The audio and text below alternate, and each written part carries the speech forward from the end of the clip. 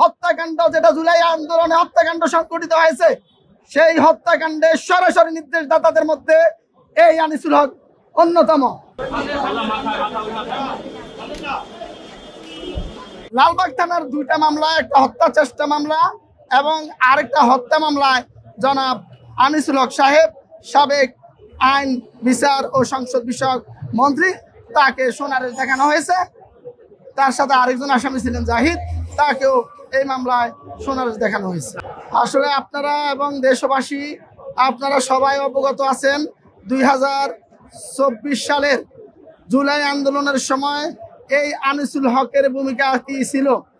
Bundle থাকলে প্রতি সেনমানিতে টাকা বাঁচবে। বিকাশ সেনমানি বান্ডেল কিনে জিতুন প্রতি লেনদেনে। শেখ হাসিনাকে ফ্যাসিস্ট বানিয়ে এই আনিসুল হক সাহেব আইনকে জিম্মি করে, আদালতকে জিম্মি করে, দিনে রাতে 24 ঘন্টা কোর্ট ছাড়িয়ে তার বিরোধী মত দমনের জন্য, বিরোধী দলীয় নেতা কর্মীদেরকে সাজা দেওয়ার জন্য রাত 10টায় কোর্ট বসিয়ে সাজা নিশ্চিত করা হয়েছে। এই হত্যাকাণ্ড যেটা জুলাই আন্দোলনে হত্যাকাণ্ড সংঘটিত হয়েছে, সেই হত্যাকাণ্ডের সরাসরি নির্দেশদাতাদের মধ্যে এই আনিসুল হক অন্যতম। তার যে অভিযোগ, সেই অভিযোগের সত্যতা মোটেও নেই। তার বিরুদ্ধে সুনির্দিষ্ট অভিযোগের প্রেক্ষিতে এবং প্রত্যেকটা মামলায় তিনি এফআইআর ভুক্ত আসামি হওয়ার কারণে তাকে সোনারে দেখানো হচ্ছে।